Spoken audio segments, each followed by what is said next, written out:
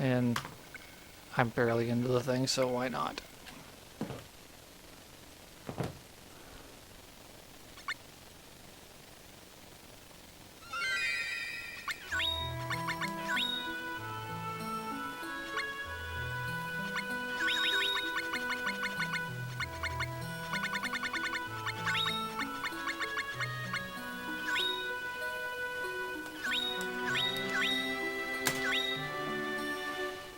I completely whiffed in that one Rising Crush, so...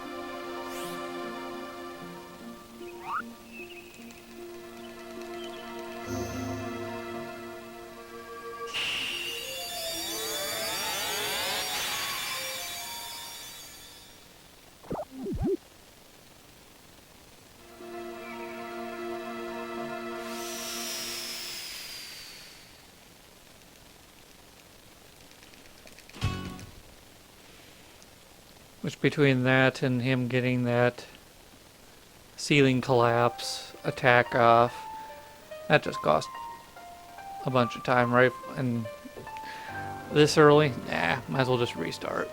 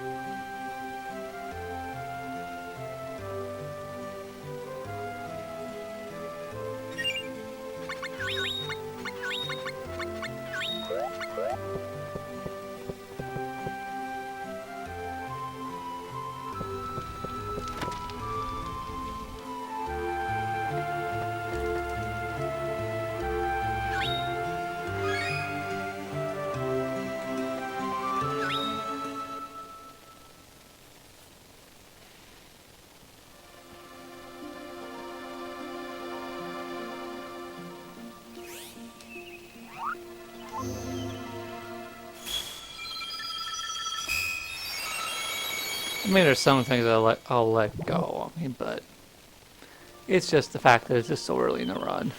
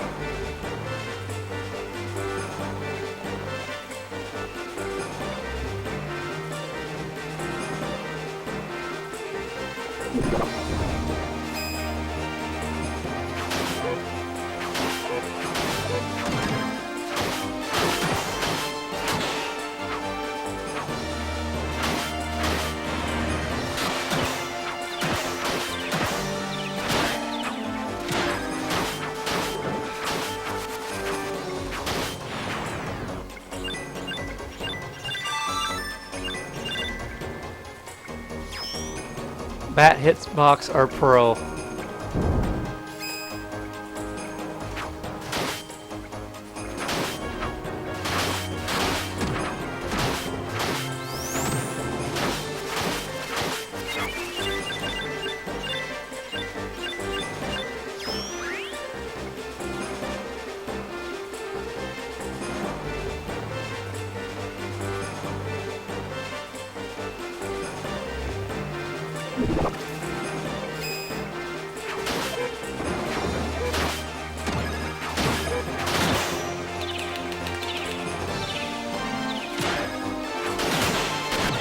Really? Stupid mushroom.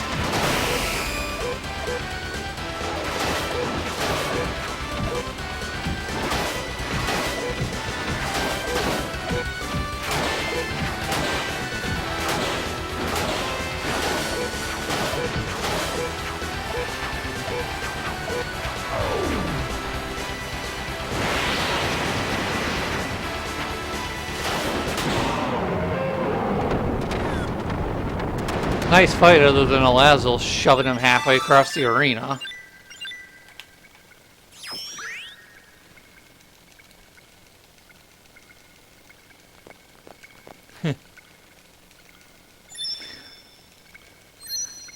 Legend of Mana, it is everywhere.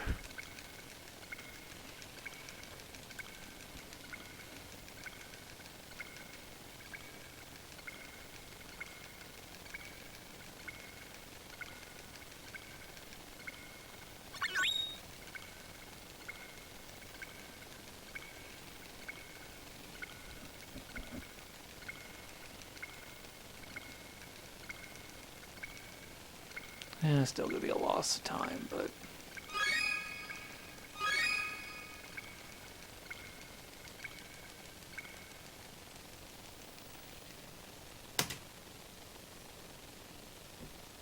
whatever.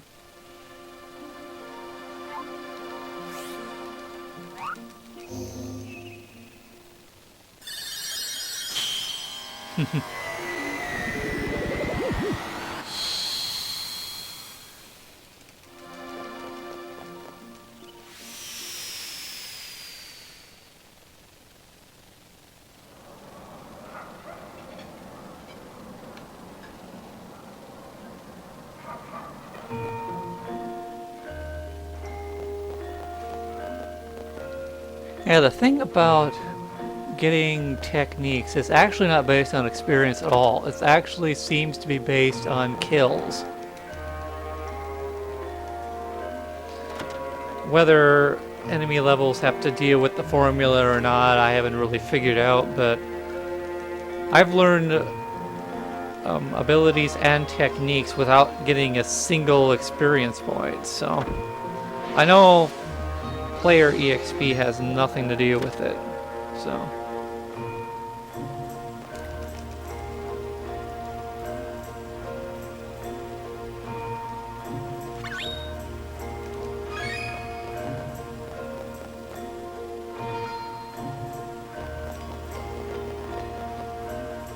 That bear tried to troll me again.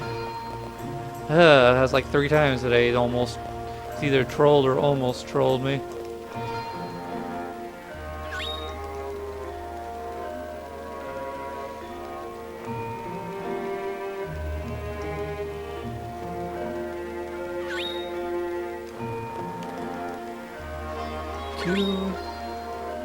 1, 1, 3.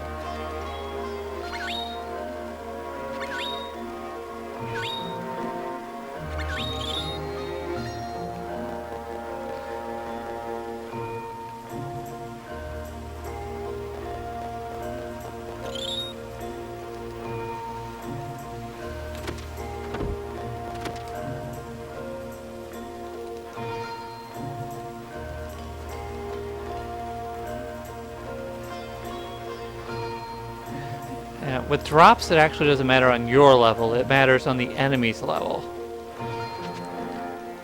Enemy level and luck factors. The best thing if you want to get better drops is get yourself a Polterbox pet. Because Polterbox skips the first 2 levels of the drops and just shoves the percentages down.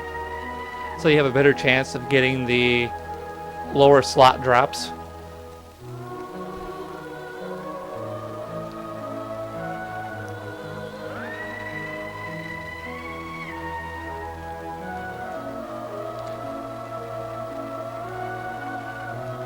So if you're looking for the drops, that's the best way to go. So, 'cause that completely skips the experience ones.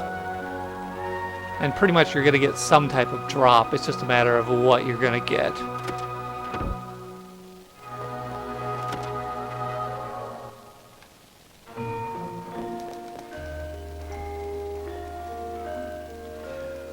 I can't remember which location has Polterboxes for pets.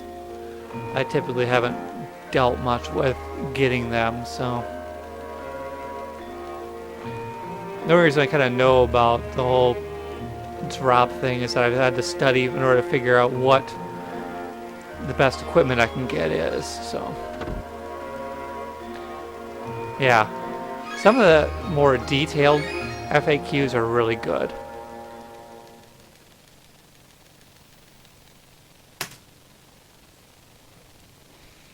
The general FAQs are okay, but the detailed ones are really nice. So, there's a very detailed guide that has all of the drops.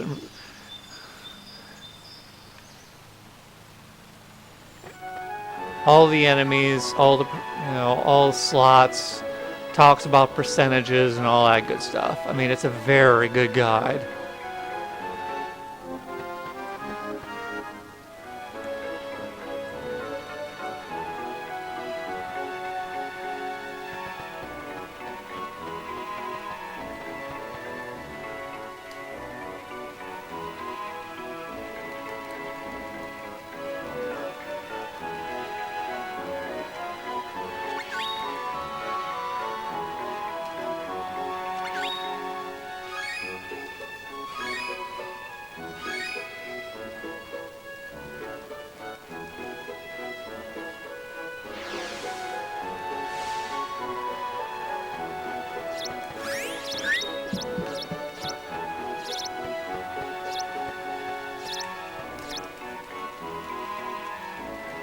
Not quite perfect, but still decent, because he got to the food really quickly.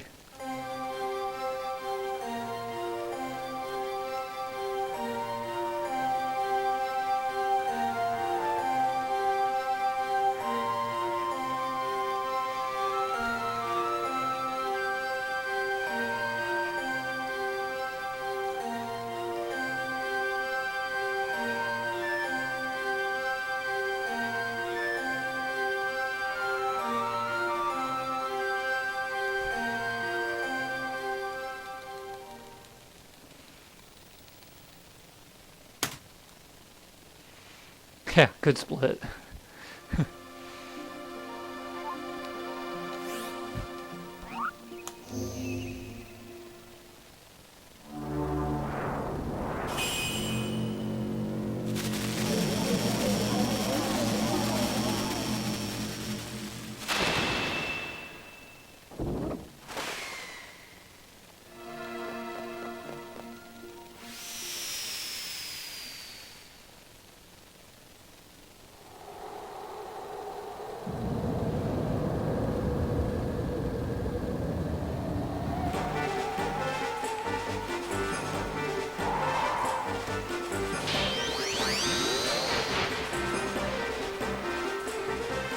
Alright, this is where shit's gonna start getting serious.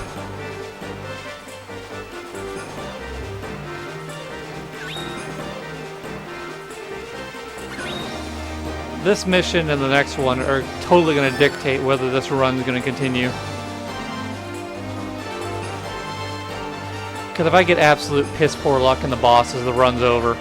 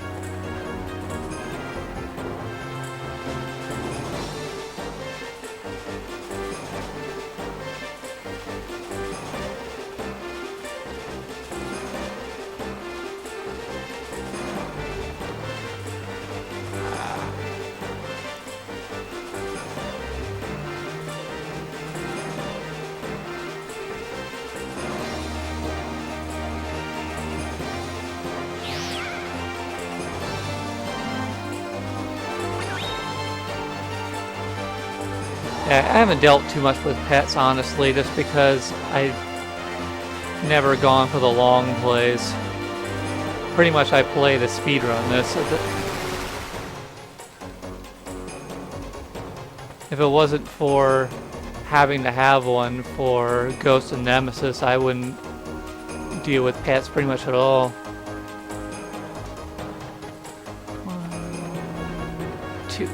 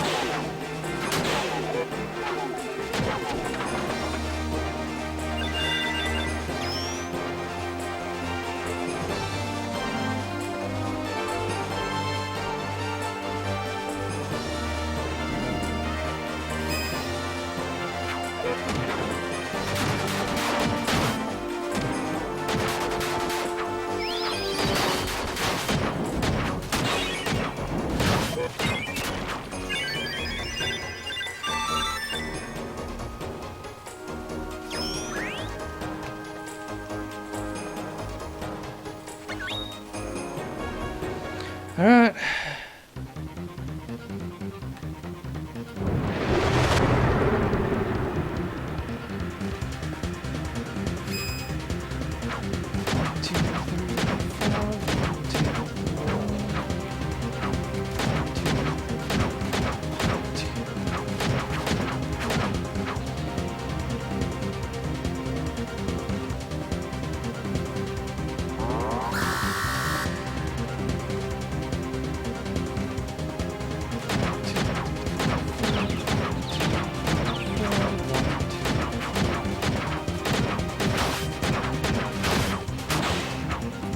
Damn it, Lark, you're not helping.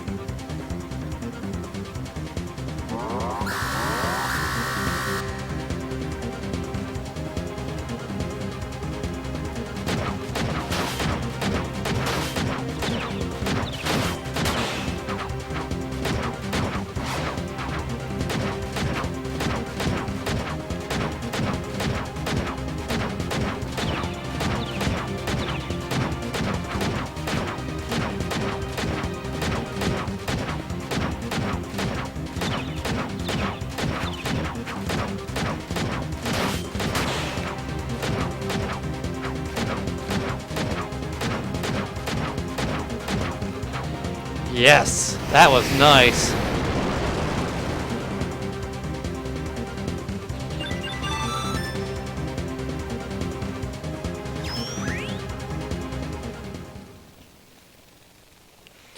Even with Lark not exactly helping, that was still a good fight. That was a very good fight. So that's one of the 3 luck sections of the game.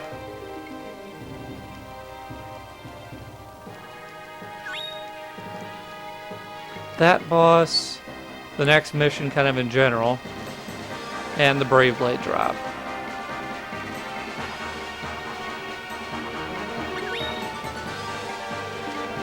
Because Guardian of Winds, I kind of need... The big thing that's going to really matter is getting either Spiral Claw or Giygas Glove, preferably Spiral Claw. And that kind of ties into the boss fight, so...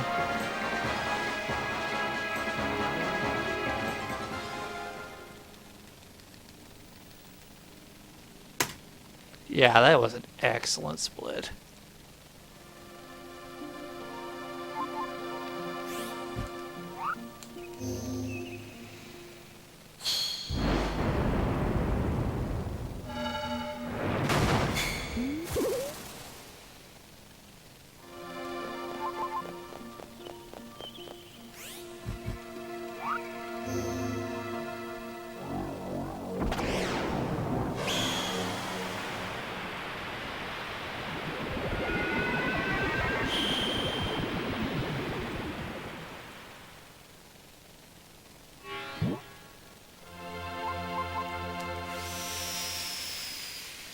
Okay. London Retreat.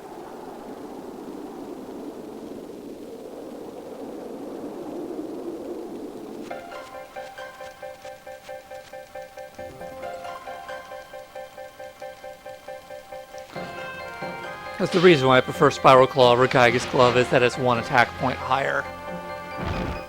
But I'll take either one.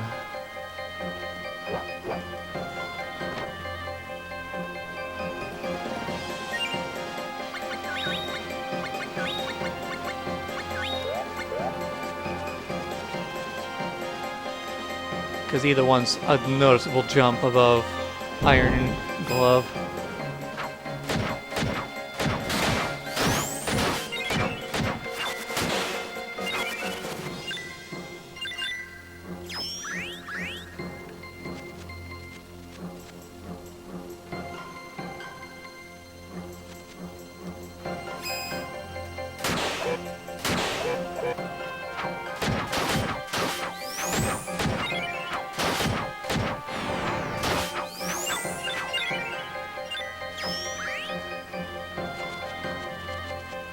And I got 7 chances of getting what I need. Because that's the number of Narcissus that I fight.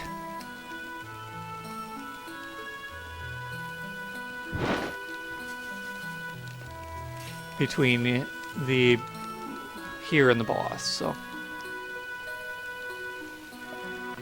And I've got a 12.5% chance of getting either item. It's the same odds.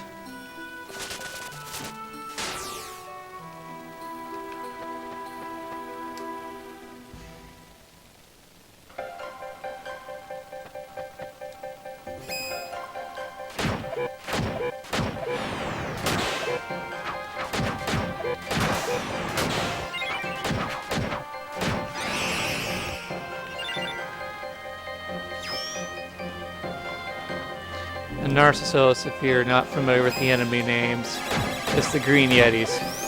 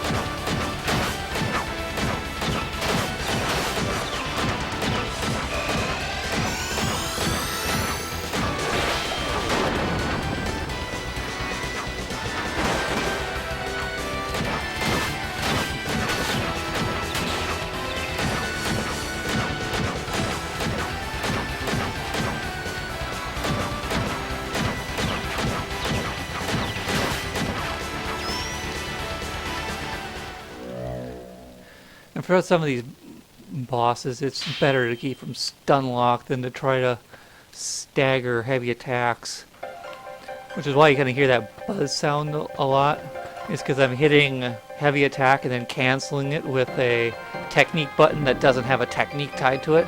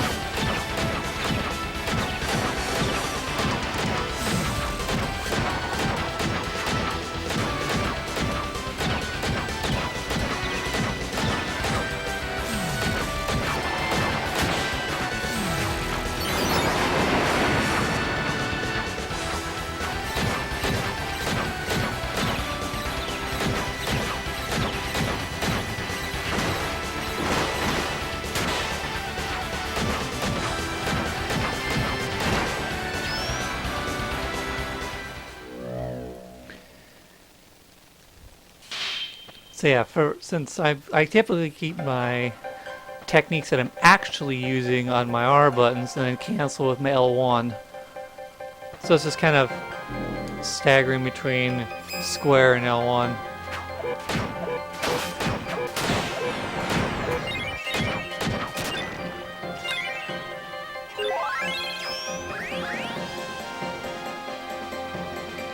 The timing of it is a little different between different weapons, so I have to hit it a little later with two-handed sword than I do with my gloves, so.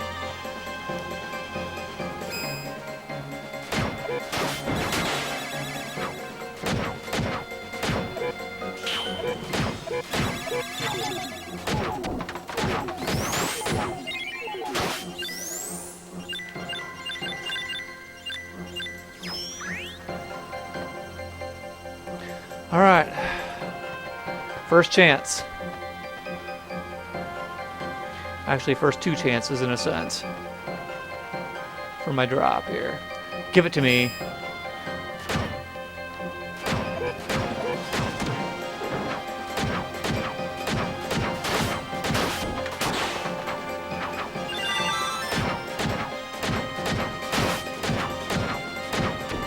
That wasn't a drop. And that wasn't it.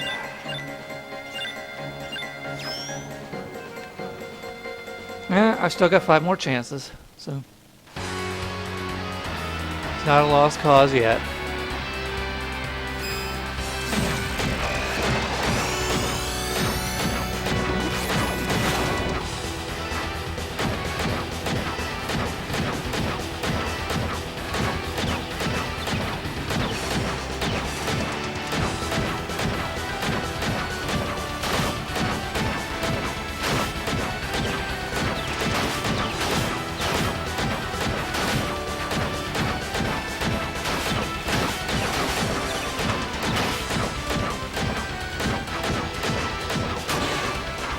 Damn it, Lark!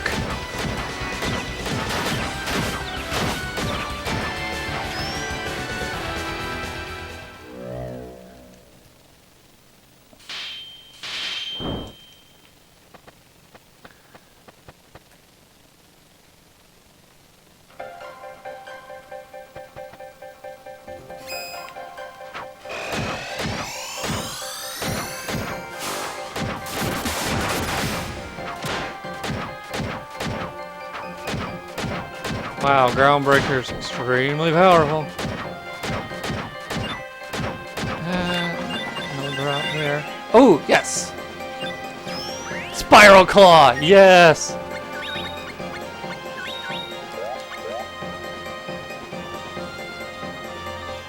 I got my drop.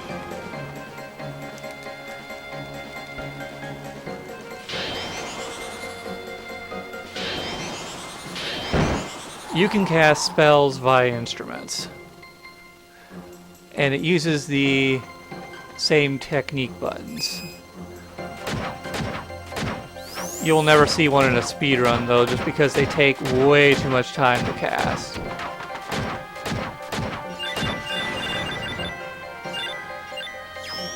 And they're not as powerful as just comboing.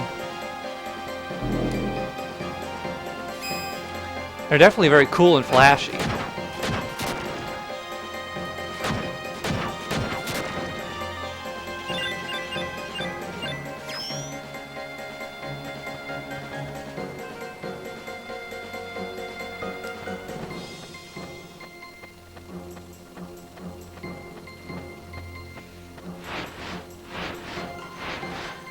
And as you've seen with all the enemies trying to cast stuff, it's very easily interruptible. I mean, once you successfully let go of the cast, I mean, you're invincible for a short period of time. But there's so much wind up that, I mean, it's different than with the techniques, because the techniques, as soon as you start it, you're invincible.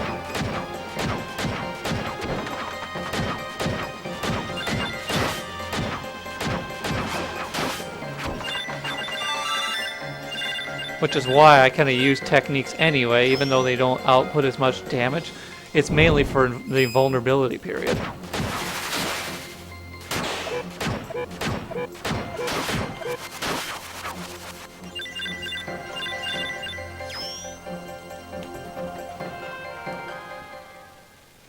Alright, second troll boss. See how this goes.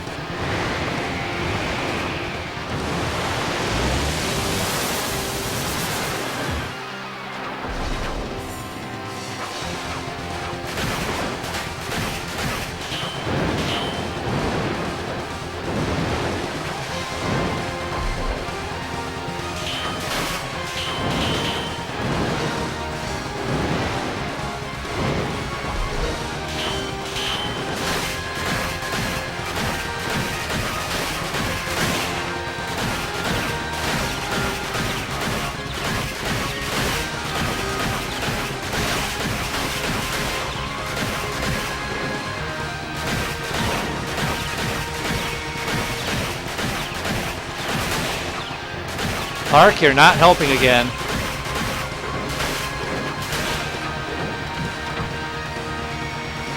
God, one hit. One stinking hit.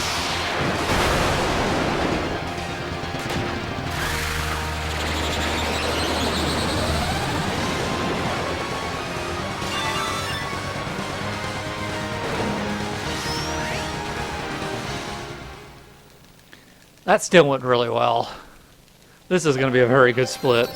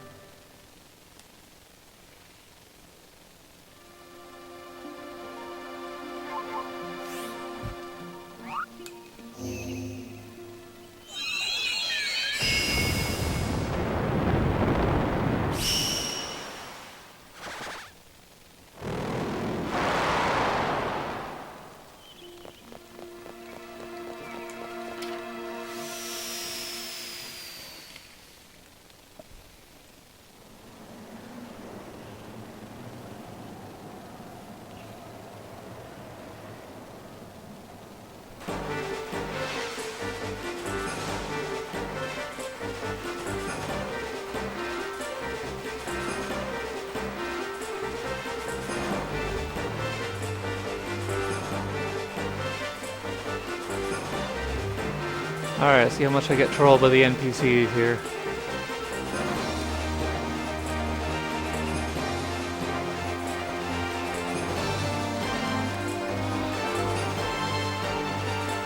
Okay, not bad.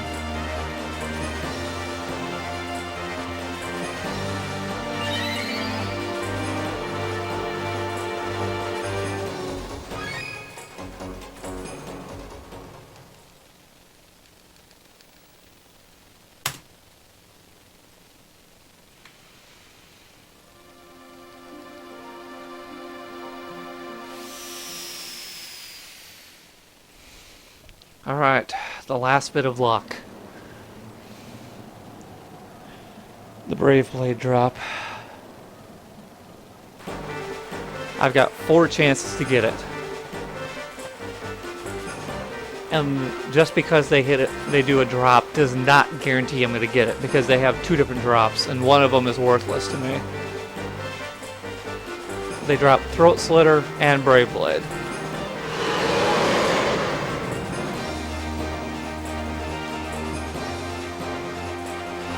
So if you see a drop, it's a 50-50 shot.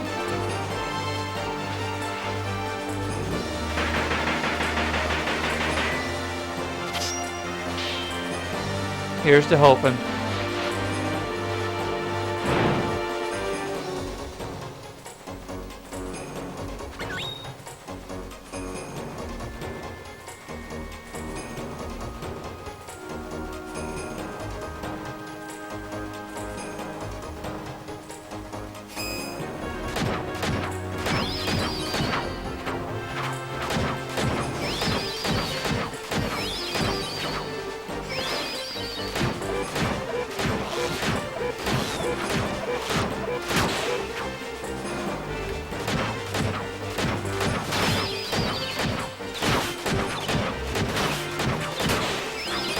Mark, not helping again.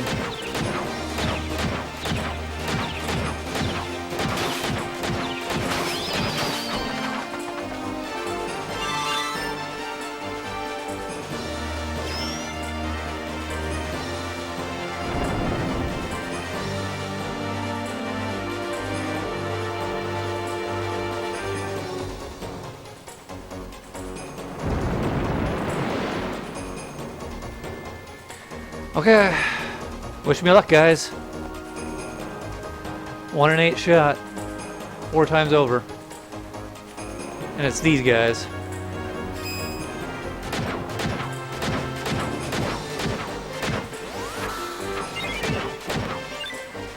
Okay, 50-50 shot.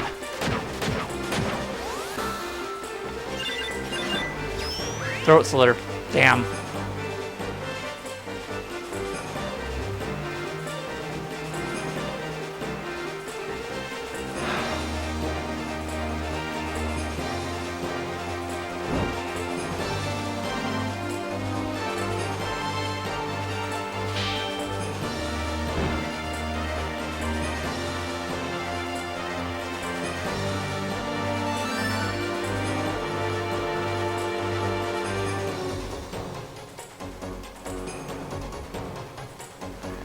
Alright, give it to me this time, please. I'm having such a good run, I don't want to lose it to you guys.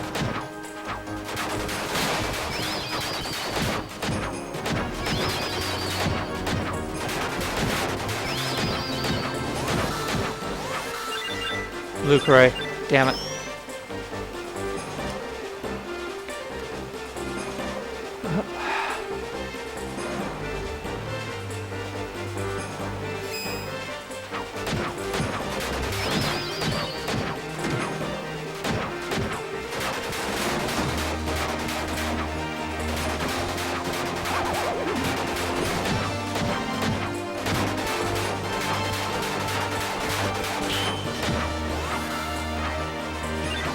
Lucre. Drop. Brave Blade. Alright.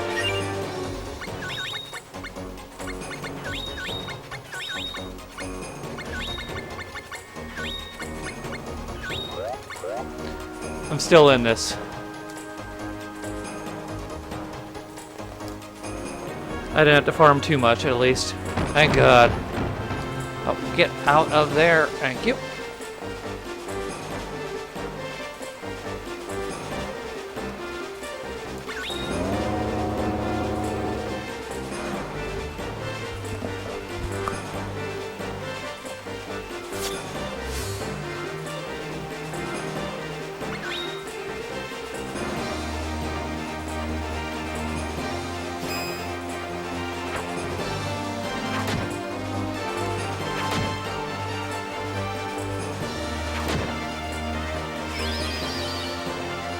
Come on, quit dancing. Hit me.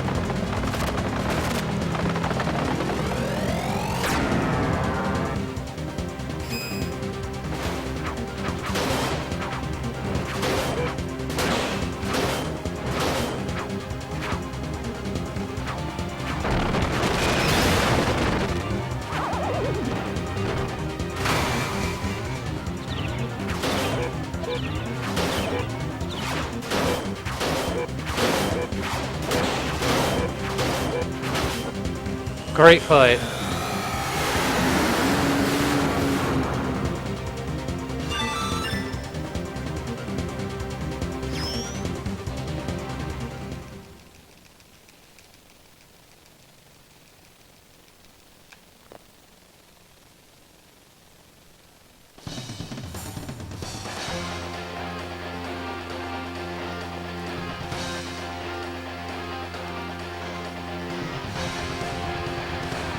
Alright, Jajara. Jajara, I come to slay you.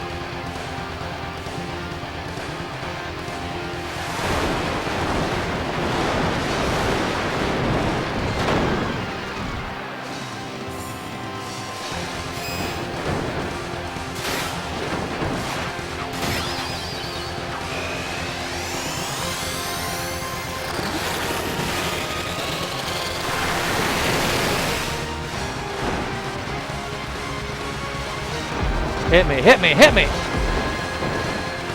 No, not that. Damn it. Okay, kill Lark, please. Missed him.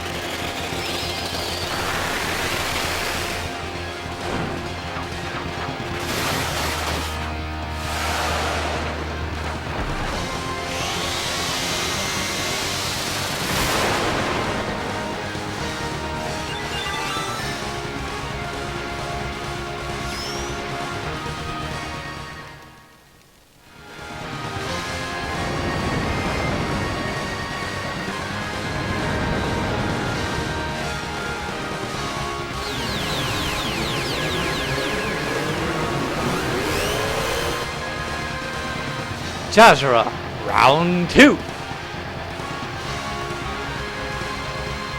Fight!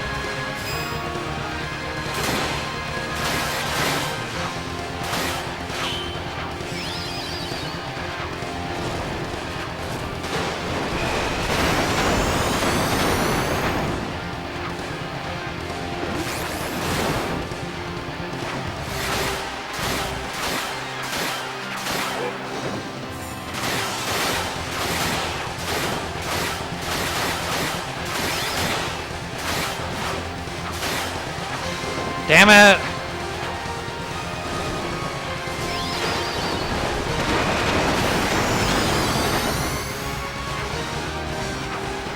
Fight over.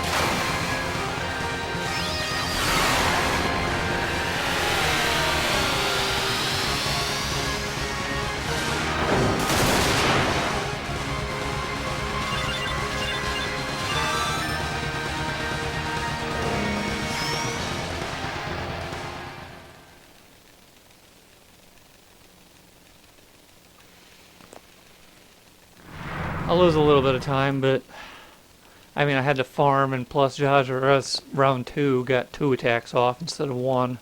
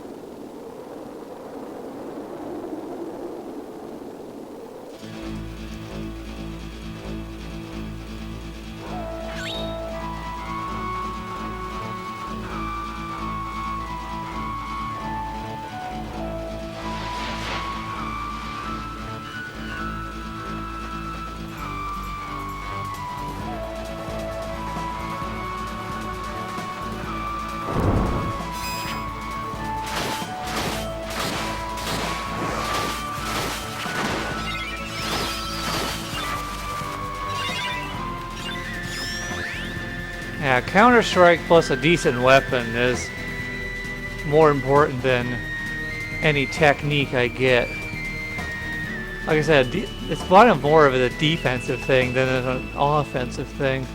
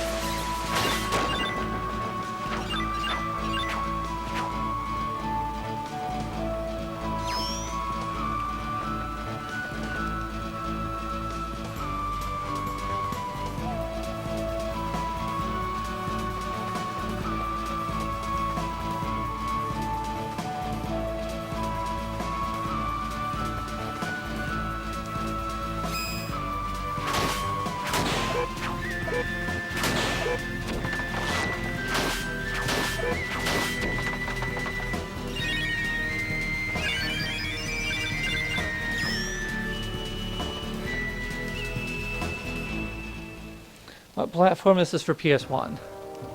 I am playing it on a PS2 just because of the faster load speeds. You can pick this up on PlayStation Network, so you can play it on the PS3 and the PSN. I mean, and the PSP, excuse me.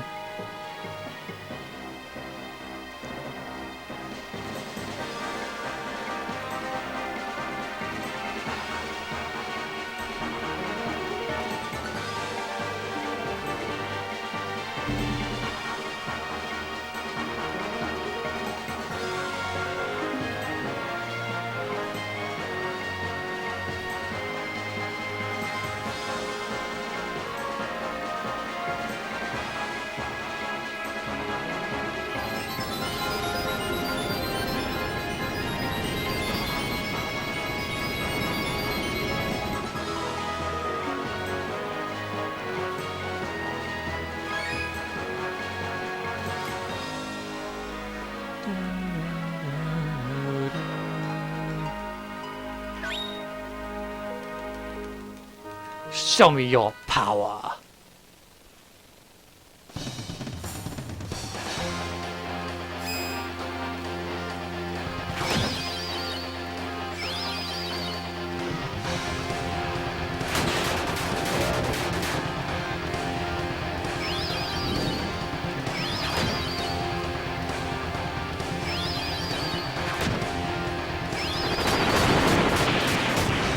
How did that not hit me? Come on, Sierra, hit me. One more, come on, one more counter. There we go. You're gone.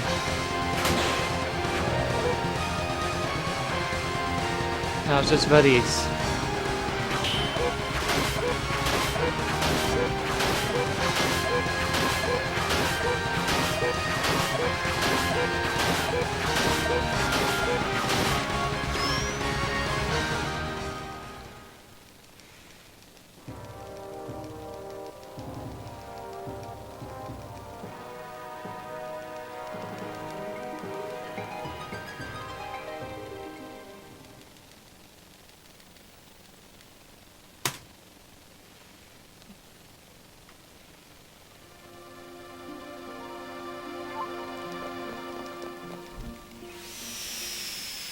Is the story connected? No. This is actually a Gaiden game in the Seiken Densetsu series, so it's not connected to anything.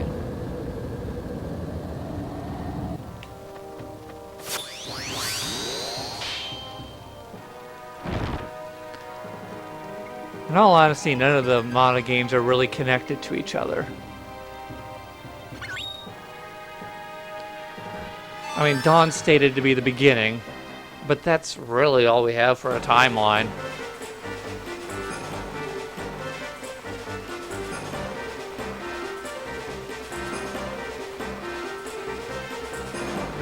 Though I haven't really played all of Children or Heroes, so I don't know how they tie into anything, but nothing really ever seems connected to something else, so.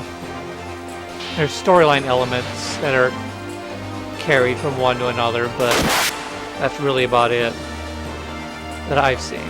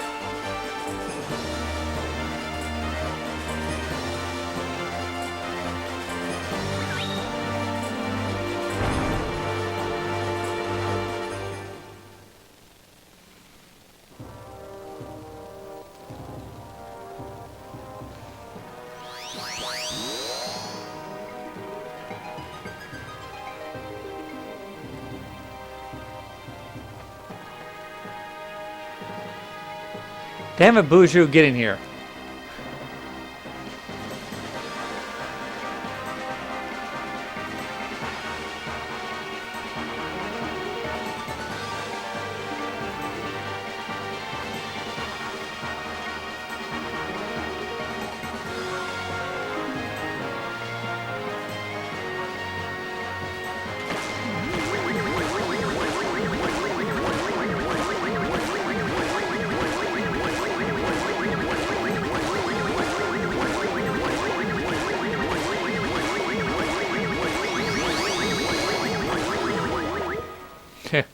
Even the chocobo is slow.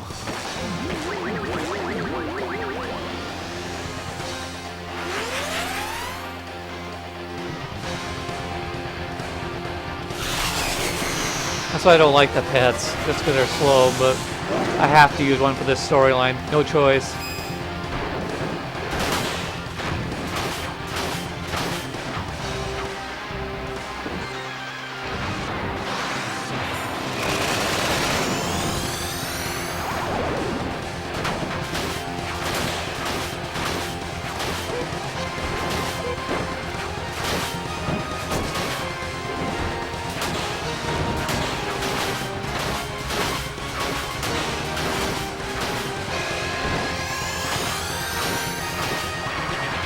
Oh, and Vortex of Death would have killed him too, I'm sure.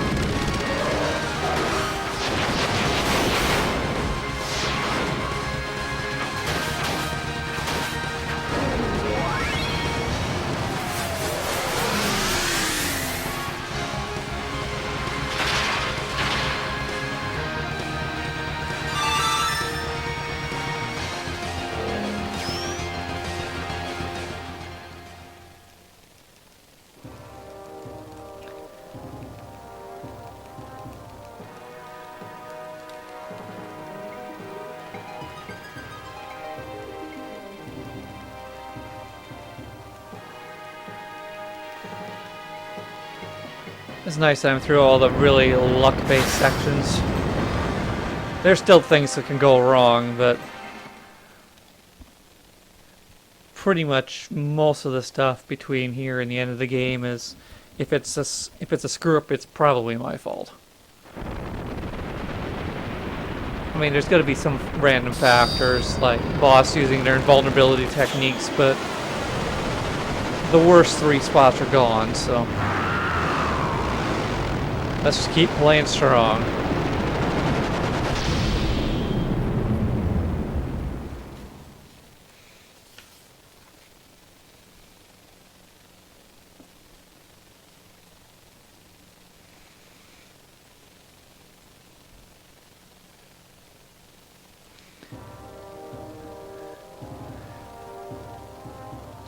The thing about the flames is this level can get people lost.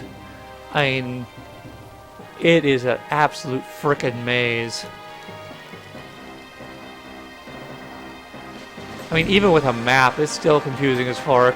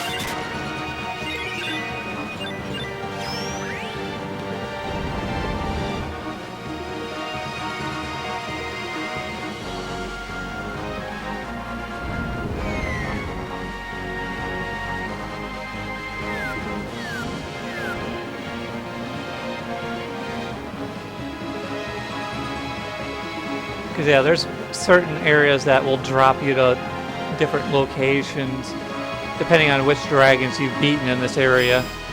And there's 3 of them you have to beat in order to be able to get to Draconis.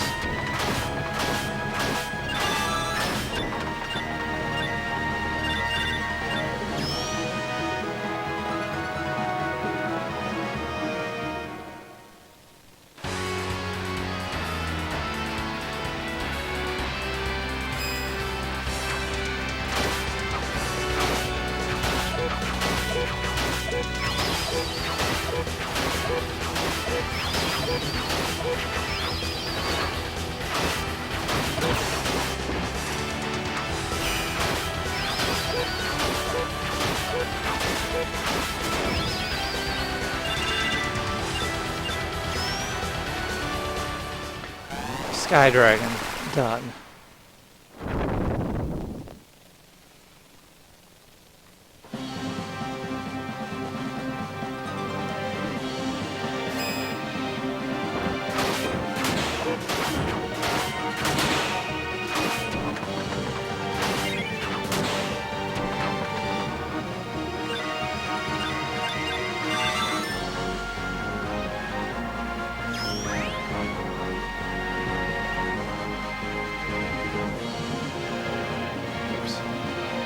Not right yet.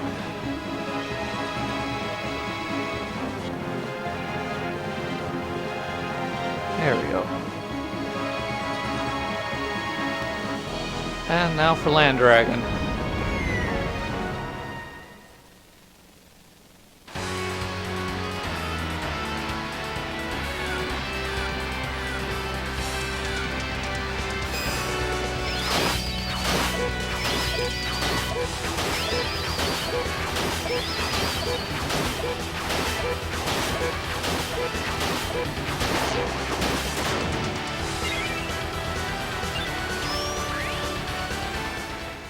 Yeah, the music doesn't even get a chance to warm up.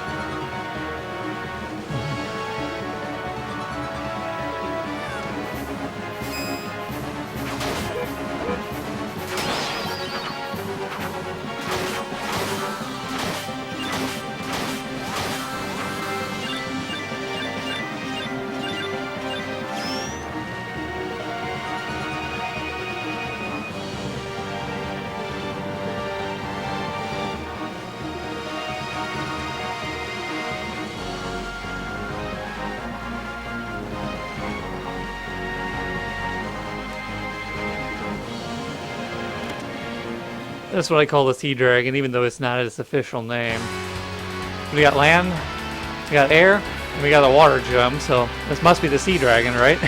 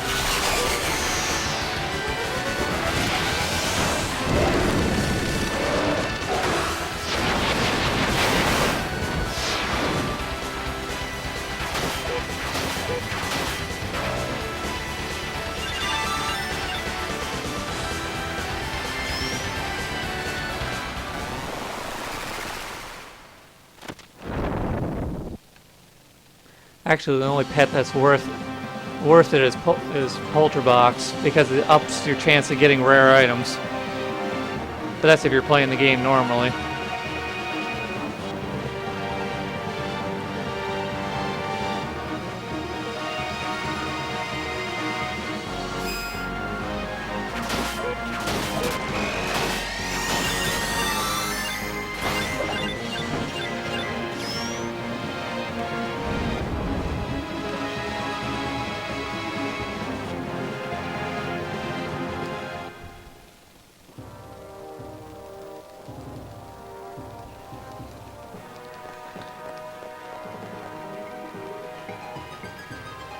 Come on, Boju, get in here.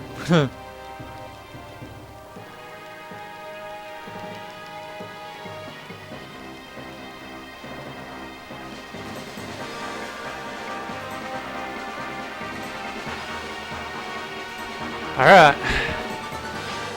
Time for Draconis. Let's kick his ass.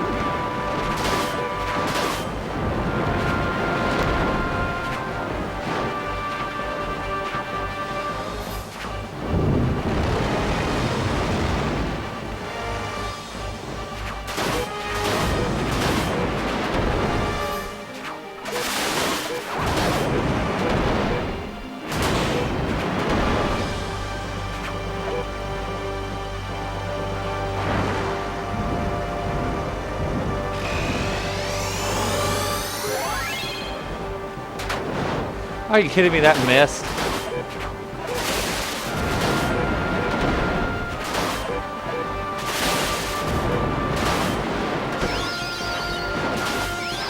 Alright, got him.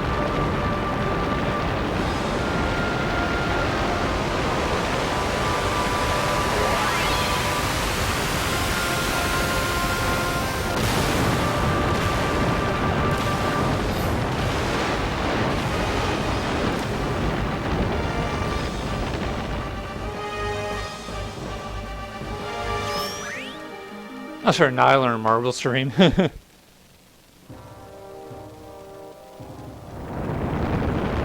have used it for Sea Dragon. Oh well.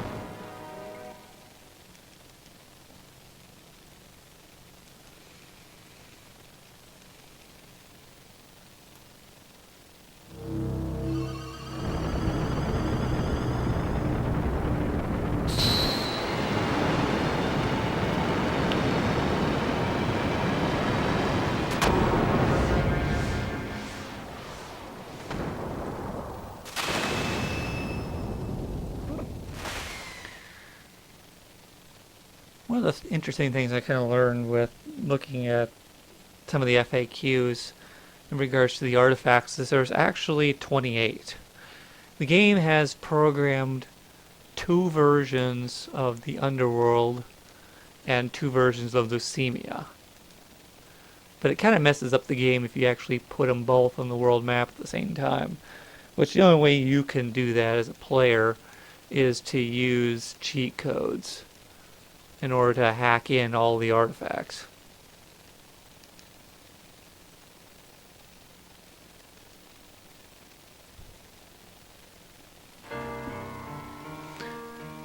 I've never seen what actually happens, but just because I don't have a cheat device on my console to do that, so. And I've never played around with it in an emulator either that way.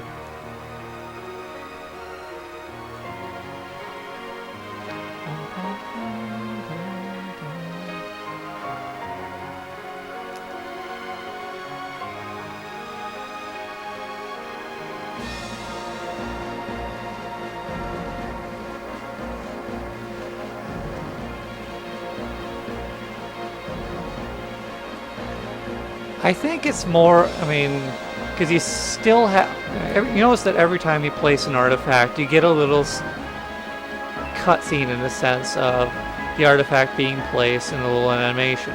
I think it's more tied into that. In the game's perspective, it's switching what artifact is recognized on the world map so it can trigger that animation. I think that's more of why there's multiple artifacts for the underworld and for Leucemia.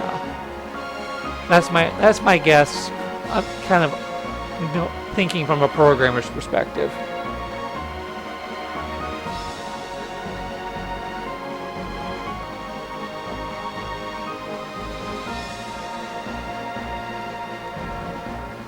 I wouldn't really say it's programming. It's just to have the programming make sense logically, I think is what it's about. And I lost a little time, but whatever.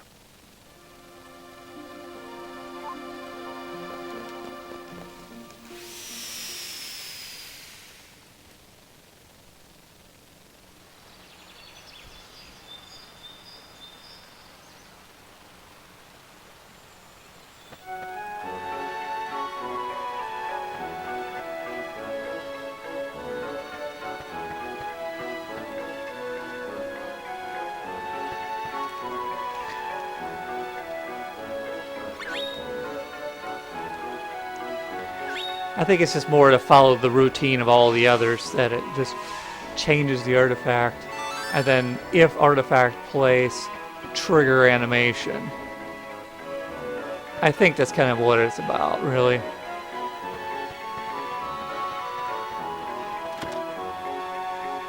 Why they don't do it normally, I don't get, but that's just my guess behind it. It's just to follow the routine and cause less headaches when coding.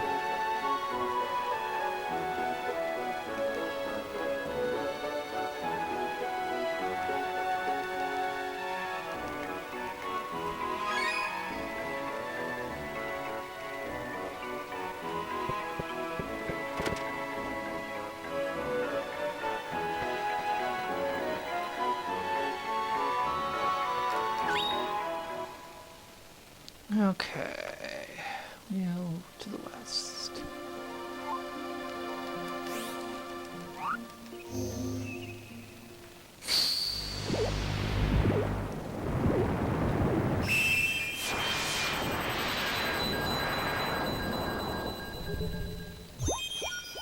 Let's go on the north.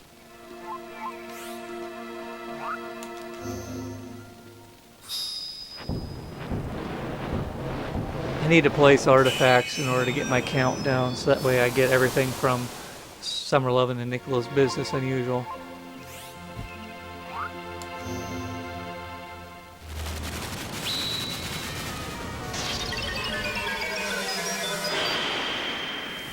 Because one of the rules of the game is that if you have 2 or less artifacts and you're eligible to get both artifacts from a mission, which, like for here, I get Rusty Anchor and Moon's Mirror. If I have 2 or less, I get both artifacts. Whereas if I have 3 or more, then I only get either the primary, if I'm eligible for it, or if I've already gotten it, then the secondary. So that's why you see me ditching artifacts at various points. Because I need 18 artifacts before Cage of Dreams will trigger.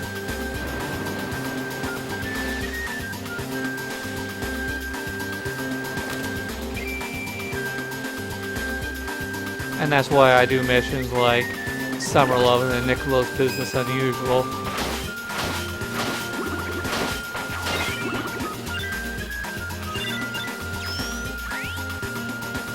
It's just purely because I need artifacts.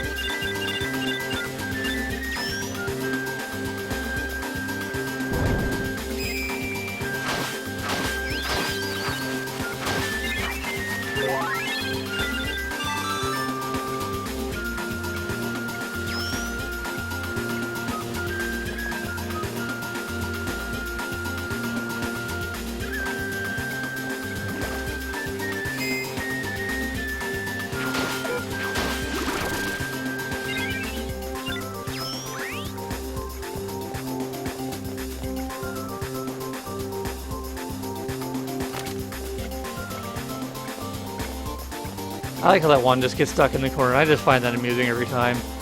I don't laugh too loud anymore, but it's still amusing to see.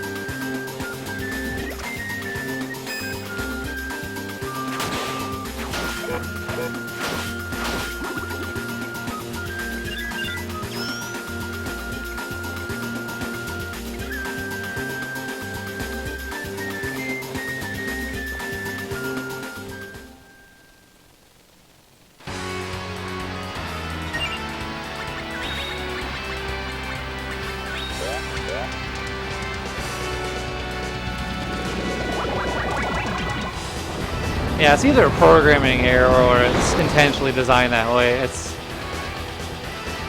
haven't decided which.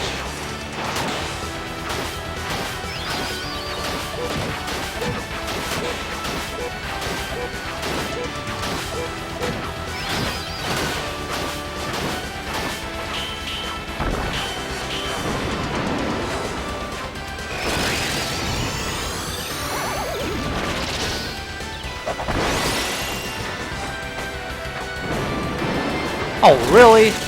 You jerkwad. That should have been battle end.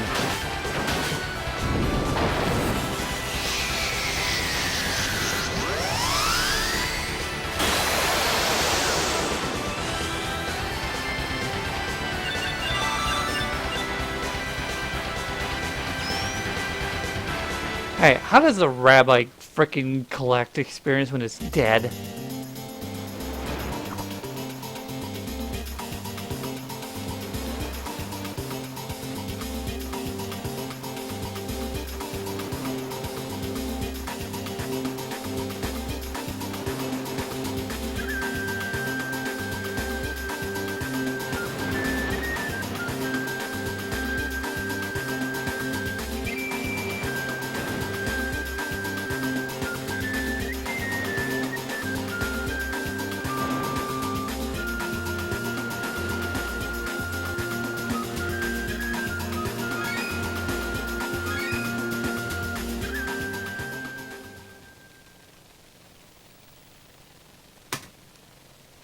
Wow, I gained 1/10 of a second.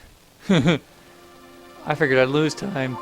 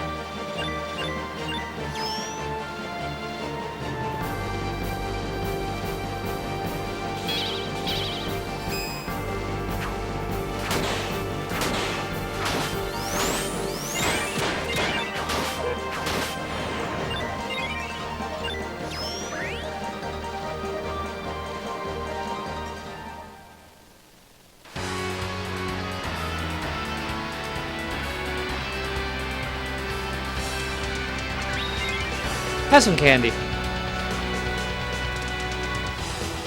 First egg hatch, Culture Box. Lucky you.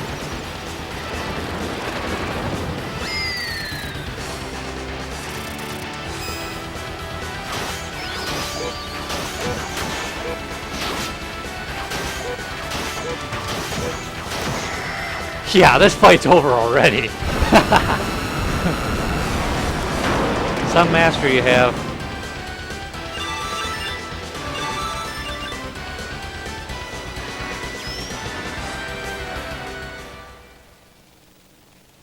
Yes, I'm back. You happen to be catching the tail end of it here. I was better up on the splits earlier, but I had to farm a little bit for Brave Blade, but not too badly. And just your little typical mistakes, minor bad luck, stuff like that. So.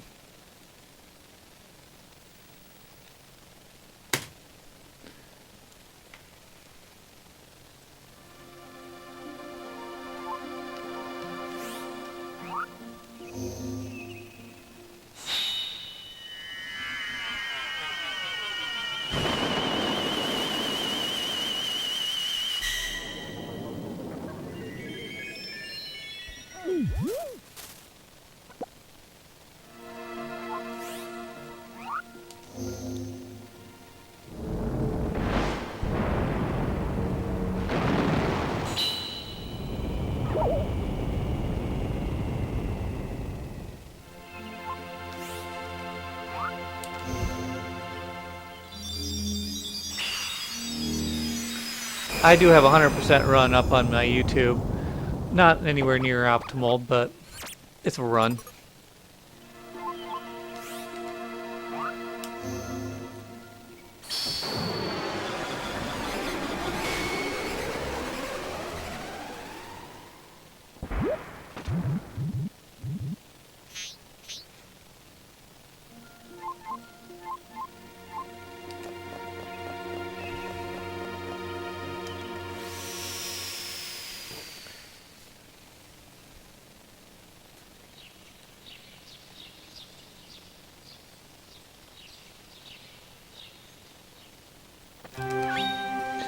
Kind of one of the big factors that keeps me from doing it again is just how long the damn thing is. I mean, I figure I can at least chop off an hour off the run that's on my YouTube, but that's still 9 hours. It's a very long time to sit down for one run.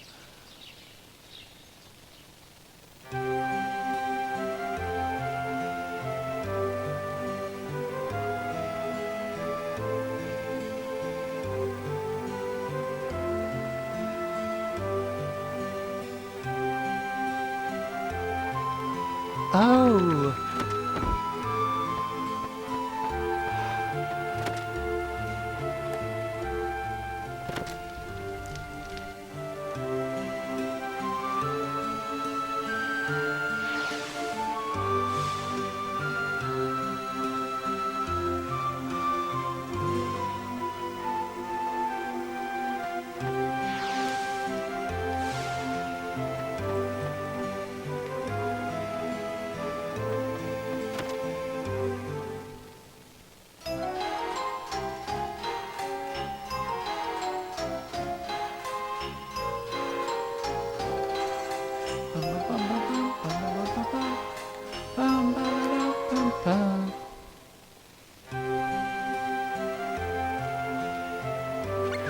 No, but I'm gonna kick you out of my workshop 2 seconds later. Get out of my workshop, damn it.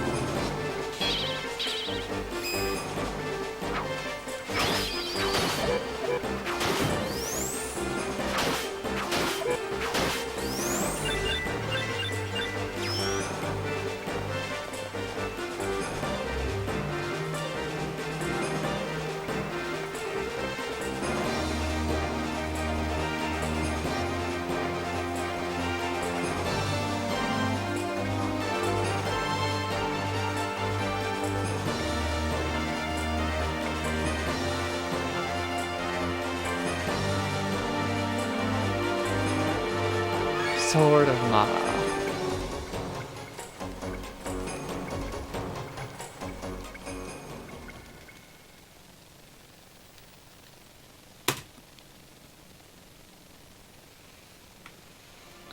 Okay.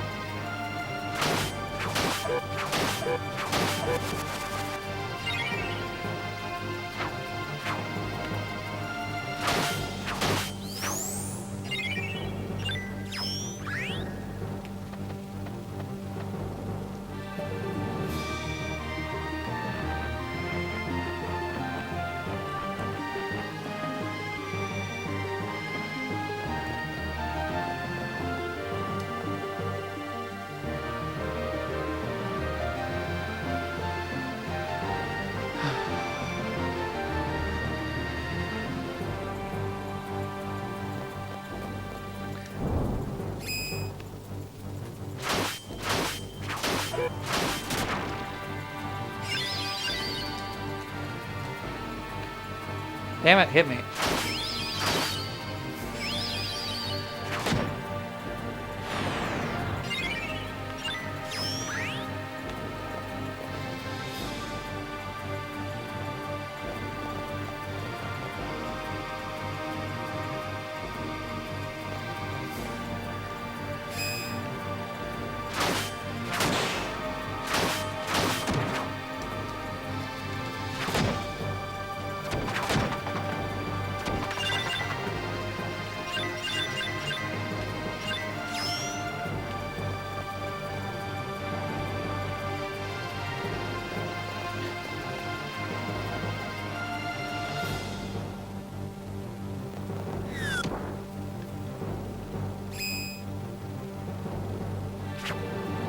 I'm the daddy. There we go.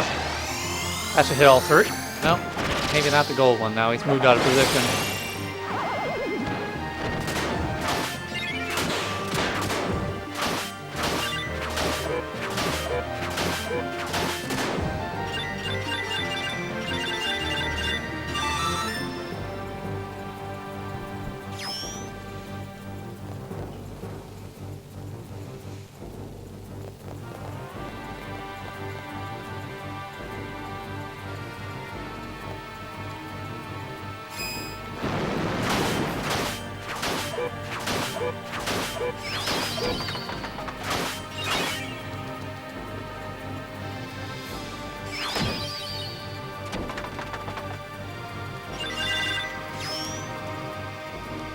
Alright, final boss.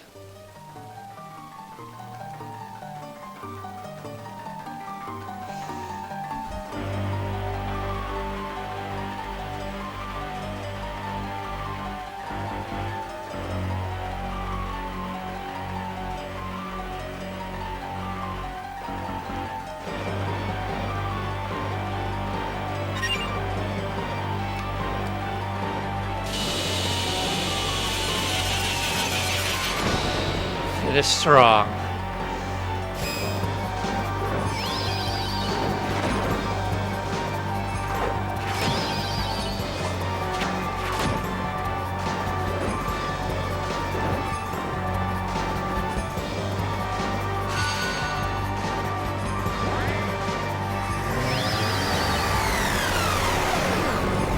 Boom! Bye, Buju.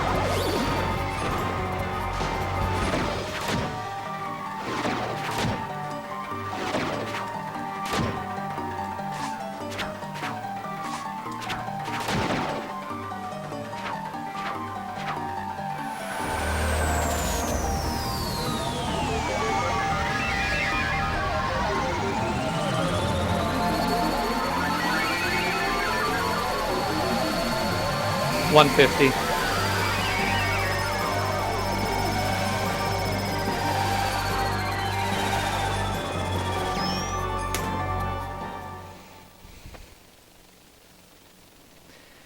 Yeah, there's a long period where Counter-Strike can actually hit. It's pretty amazing.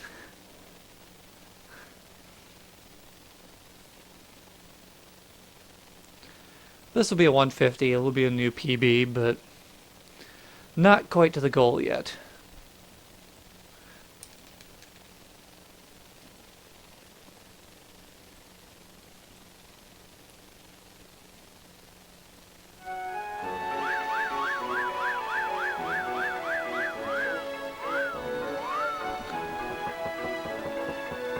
Mysterious Fruit Lady!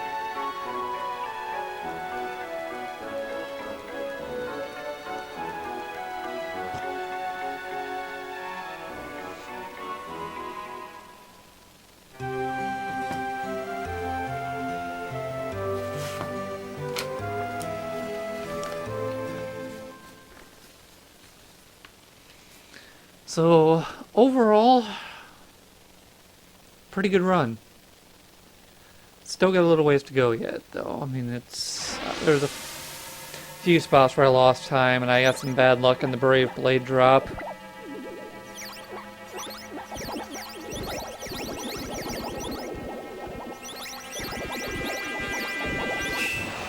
But today has been a good day.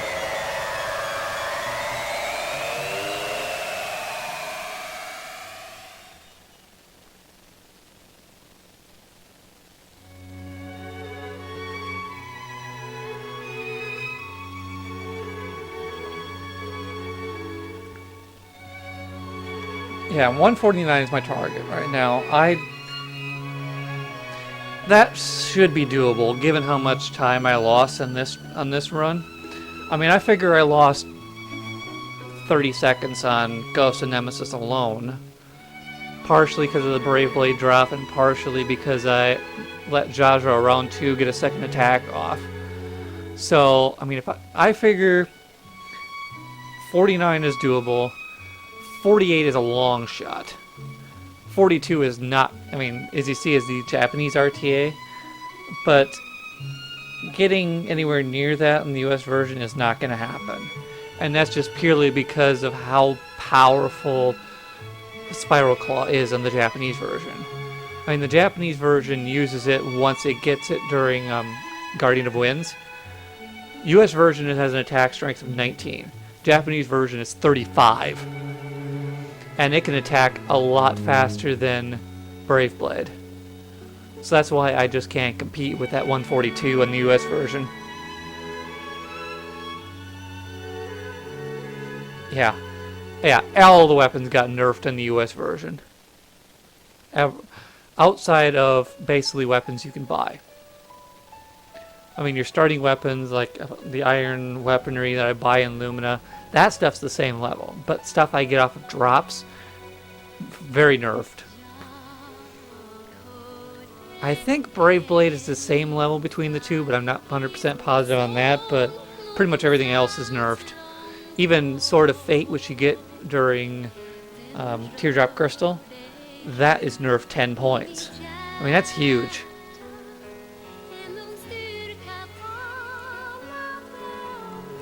I mean, yeah, if I could go in with a 35 attack claw, I would run with that. Because I can absolutely stun lock the crap out of everything.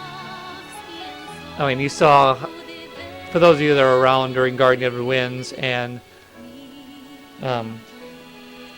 Fallen Emperor, you saw how much I was able to stun lock those bosses. The only reason I don't stick with it for the rest of the run is just losing that much attack power for the later bosses is just huge. So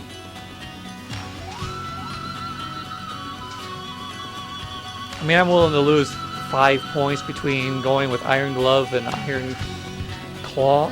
I mean, and Iron Two-Handed Sword. That's the difference between the two buy items. But being able to stun lock the two bosses that I need to makes up for it. That's why I end up with such a good split on Fallen Emperor and Guardian of the Winds, just because I can stun lock those two bosses and keep them from spamming invincibility moves.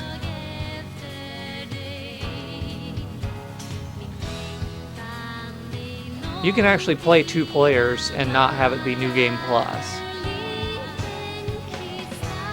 Because there's a 2-player control, and as far as I can tell, it will allow you to control whoever the second NPC is, which would be a godsend in some of these runs.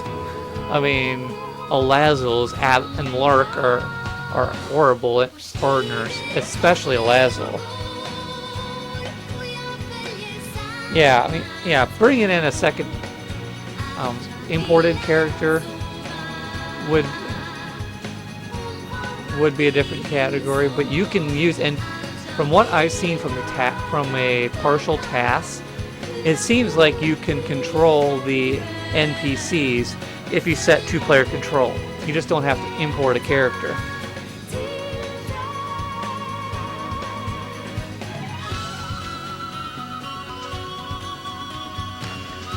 I mean, there's a partial task that plays through The Lost Princess on Nico Video, which they absolutely stun lock that boss and beat him in like 10 seconds. I mean, it's ridiculous how quickly they beat him.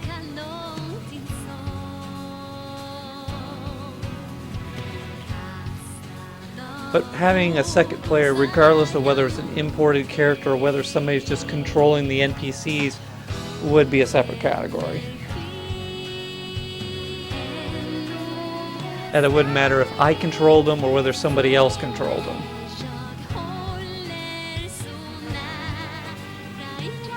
It would be fun to see a 2-player speed run, but I don't have anybody I can speed run with.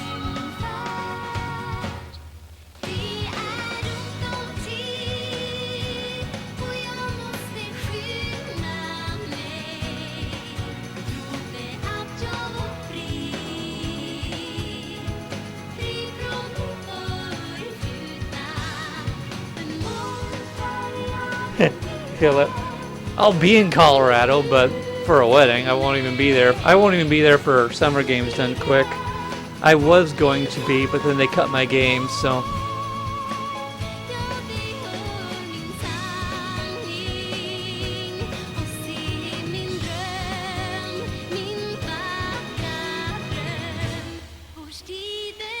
I do like Colorado. It's got some beautiful territory.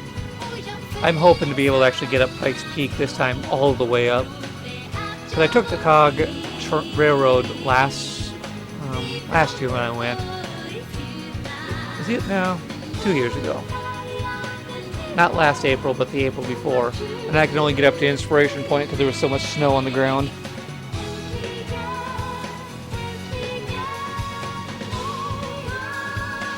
So I'm hoping to get there. I'm hoping to see Seven Falls again with it all lit up.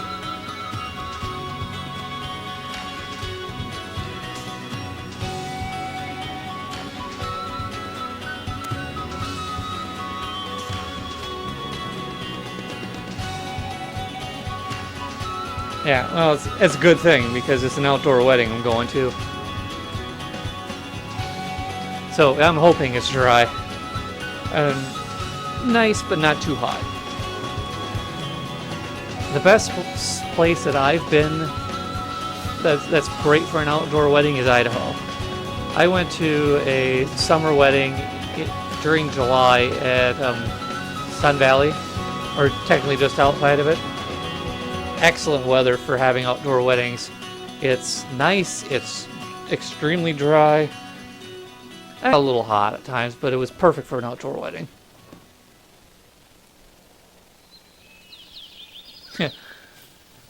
I have no idea how my summer's going to be around here in Minnesota because it's been an absolute whack spring. One day it will be snowing and then like a day or two later it'll be 70, 80 degrees. I mean, it's been weird.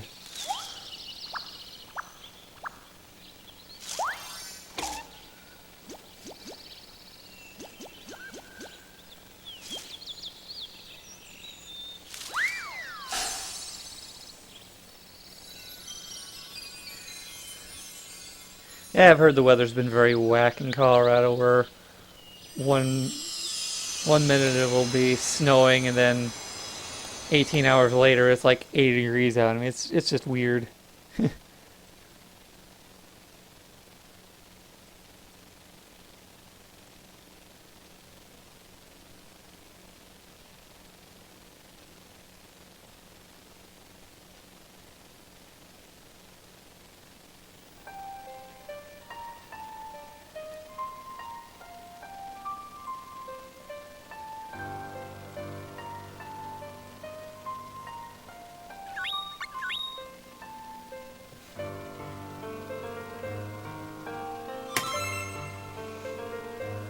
$150. Cool.